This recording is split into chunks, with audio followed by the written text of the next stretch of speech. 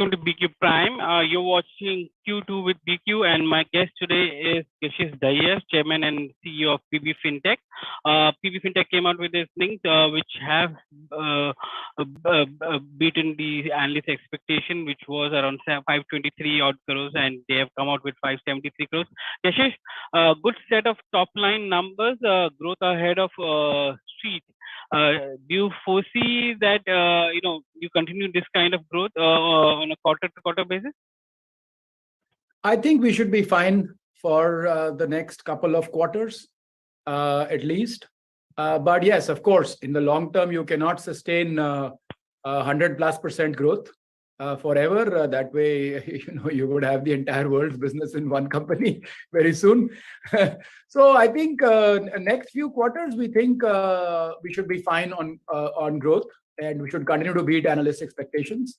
I think let's look at the future. How do you see the contribution margins growing from here? Because 45% in this quarter, do you see enough headroom for that to go up, and will it be stable? Because that was something which the analyst was looking at very carefully, and I think in Q1 it was slightly below their expectations.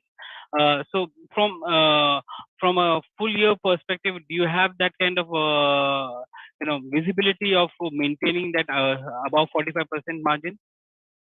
So I'll explain. Last year it was 33% for the core business. This year it's 45%. That's driven from 2-3 pieces. That's driven because PaisaBazaar margins have improved. That's also driven because our renewal revenue as a percentage of total revenue has increased.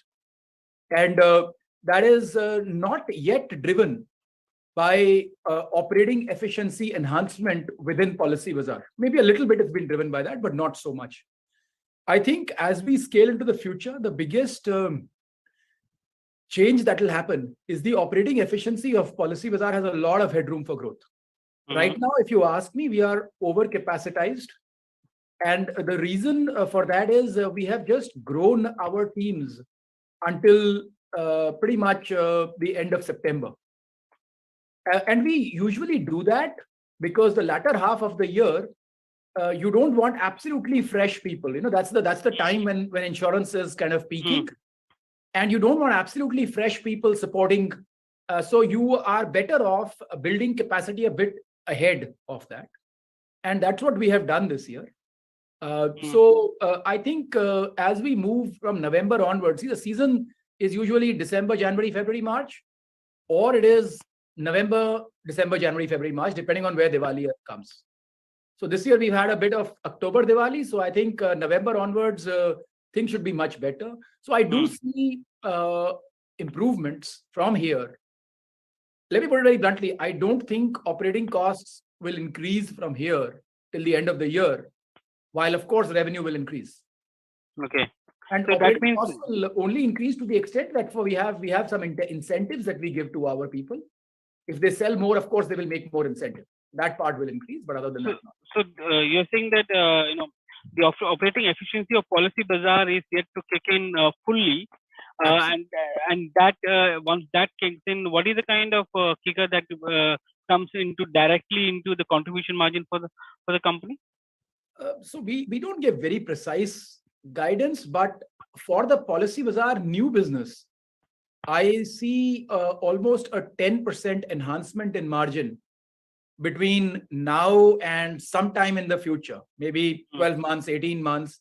But I do see that. So I think there is a lot of efficiency left there for us to take the benefit of in the quarters to come. The overcapacity which you're mentioning in your system, is it enough to take care of the growth which you are looking at over the next 1 or 2 years, or is it you're going to consistently increase capacity forward?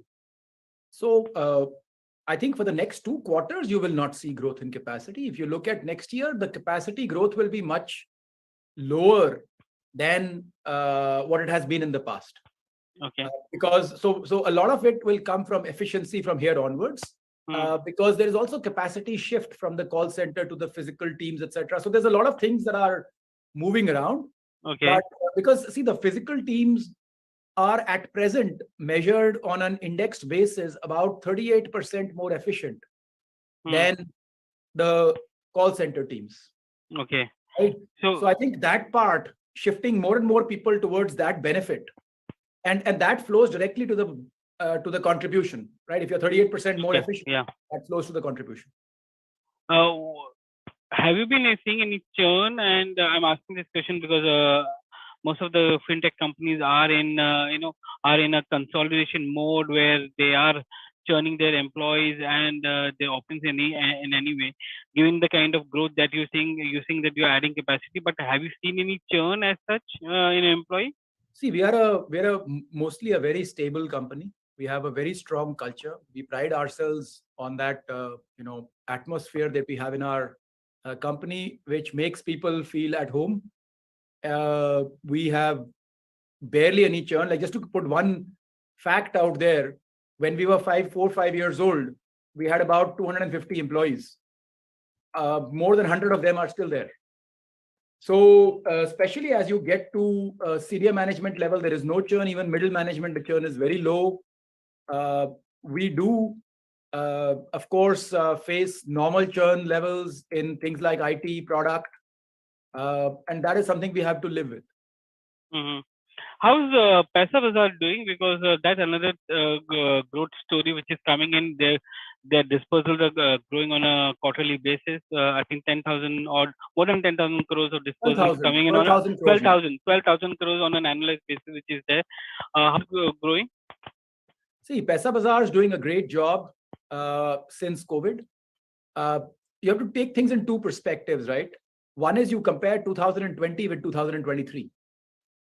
And if you do that, in 2020, PaisaBazaar was almost 30% of the group revenue. Today, it is about 15%. I'm talking about the credit business was about 30% of the group revenue. Today, the credit business is about 15 to 16% of the group revenue. So if you look at a 3-year view, PaisaBazaar has a lot of catching up to do in terms of growth catch up. Now, the moment you take a 2-year view and you start comparing 2021, 22 with 23, you see very rapid growth. But that is because they had really gone very low during the credit, during the COVID times when credit was somewhat dried up. So I think it's which way are you looking? The advantage is there are two surprises. One was on the margins. PaisaBazaar in 2020 was a 6-7% contribution margin business, and I used to always worry about it. Today, it's a 40% contribution margin business. So that's one point. The second is they are building up renewal revenue, which we never expected till 1 year ago. Like at the time of IPO, you would notice we had nothing mentioned anywhere called renewal revenue for PaisaBazaar. Yeah. Right? Now, if things stay as expected, and we usually don't give guidance, but I'm just kind of, it's important for people to know because we have to communicate a lot about our business. I think there is a very high likelihood that in 23-24, PaisaBazaar will put in about $10 million of renewal revenue. Okay. And they genuinely do, like that's a 95% contribution margin. So when do you see that turning profitable? Because I think, if I'm not wrong, you have guided for end of the year profitability for PaisaBazaar. Yes. So in the Q4, they will be profitable. But the internal view is that they would break even before December. Okay. As in, not for the quarter, but in the month of December, the internal view is they would have, see, the PaisaBazaar loss is 5 crore rupees. Yeah. At a revenue of 101 crores and a contribution of 40 crores, what that essentially implies is for the quarter, they have to go to 120 crore, 40. At 40, they have to only increase by 12 crores more. That's only a 12% further growth to hit their number. I think that will come. And we should be seeing core profitability, EBITDA positive from PaisaBazaar in Q4 and profitability in Q4. Is that the right assumption? Yes. So see, I'll tell you how it works, right? We have 3 parts of our business: PolicyBazaar core, PaisaBazaar core, and new initiatives. Yes. So as we look at Q4, my expectation is the new initiatives will lose about 35 crores. On an annualized basis? No. For the quarter. Okay. for the quarter. PolicyBazaar will make about 50 crore rupees. So that becomes positive by about 15 crores or so. And my view is PaisaBazaar will have some profits to put in. On top of that, we will have interest income of about 70 crores. Right? I'm just kind of laying all the pieces to you in a very simple manner. So that means from a cash flow perspective, we would have added about 75 crores to the business. We will have a non-cash charge of ESOP, which will be about 150 crores. So yes, you will still see us making losses, but that is perhaps from an annualized basis, the last year when you will see us making losses, because the next year, the ESOP charges drop to about 75 crores per quarter. From 100. So you can see where this is going, right? The ESOP charge is dropping. The new initiatives losses are dropping. And PolicyBazaar and PaisaBazaar are starting to make more money. And PaisaBazaar starting to make about $10 million of renewal revenue just adds to that. Okay, so on a EBITDA basis, from the company's point of view, EBITDA positive Q1 FY24. That's the look at it? No, I would say 24 PAT positive. Oh, Q1 PAT positive. Not Q1. I don't look at quarter. I look at the full year. Full year, okay. FY20 completely PAT. That will be, according to me, the first year when we would have, as a company, made a profit. Okay. And I talk about it after on a PAT basis. PAT basis. Okay, good. Can you also take us through your new initiatives? How are they doing, and what is the kind of outlook that you see as of today? So those new initiatives include three things. One is our UAE business, where now we are the market leader. If you combine the total amount of insurance premium we do from the .com and the .ae site in the UAE, we are the clear market leader now, with again a focus on health and life, right? If you look at our POSP business, it's also the market leader. See, once you get to market leadership, there are a lot of options for you, because then you can start working on efficiencies, etc., or you can start building a business, and from a competitive standpoint, it becomes harder for others compared to you, right? So we're in that position there. Of course, the what do you call it? Corporate business is still quite small, and we need to see where that goes. I think Sarbvir mentioned on the call, Sarbvir is a believer in that. I'm not yet a believer in that. But that's the strength of our management team, that we don't have to agree on everything. We can be doing different things. So I've been quite vocal about it. I don't believe in the corporate business as much as Sarbvir believes in it. And I think due credit to him, he will build it out. Yashish, give me a sense of the fact that, the new initiatives of two of the three, you are in market leader.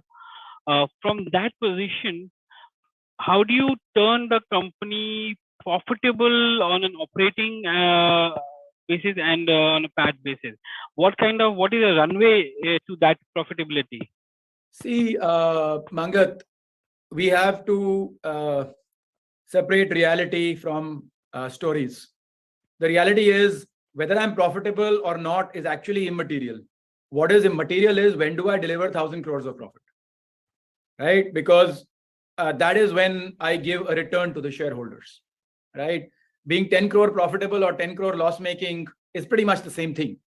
It's not changing the world either way. So I think we need to focus on that. And I'll answer to you, what is the only thing that can get us there? The only thing that can get us there is the growth of the core business.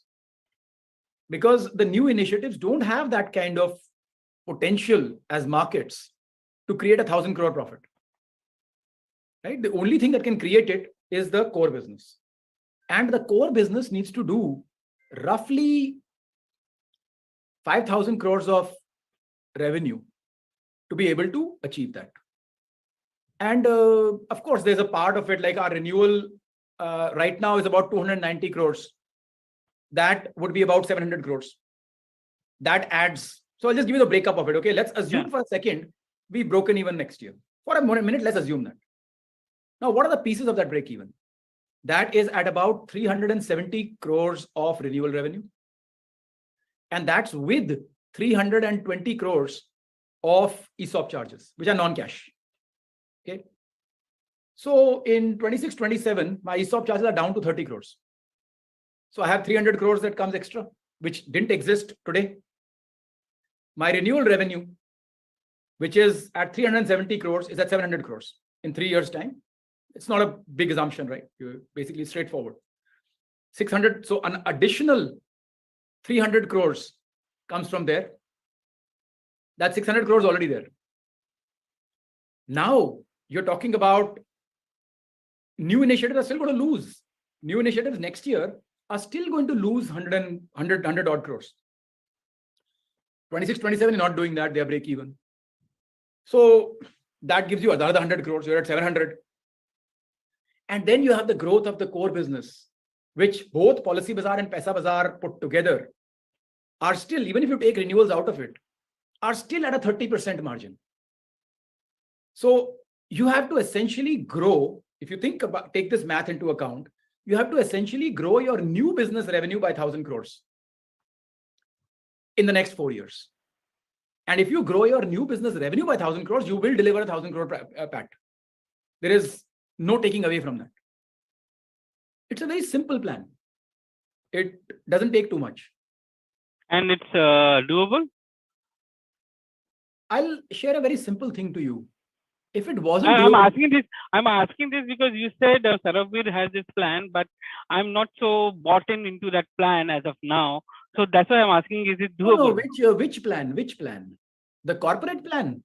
Yeah, the corporate and all, because corporate, all our new initiatives will be from a profit and loss perspective in 26-27, they will be a zero sum game. Okay, cool. Okay, that's why I said they'll be losing 100 crores next year. And in 26-27, they will be at break even, at least break even. Right. If they are not break even, I'll shut them down. Okay. Okay. Yeah. So I'll force them to be break even if they are not break even by then. Clear? Yeah. Now you ask me how doable it is. To me, it is clear as, as plain water. What I have laid out to you is clear, right? Today, I'm getting hammered by ESOP charges. I'm getting hammered by various things, and those are gone. So I think it's pretty clear. I laid out the 4 chunks that all I have to do is grow my revenue by 1,000 crores in 4 years. If I cannot do that, then I shouldn't be here at all. Great. Yashish, it's a pleasure talking to you and getting to get a perspective from a fintech point of view and how this sector is going to evolve, especially because you're the leader in this sector. Thank you very much for joining us on BQ Prime. Thank you, Mangat. Pleasure to speak with you.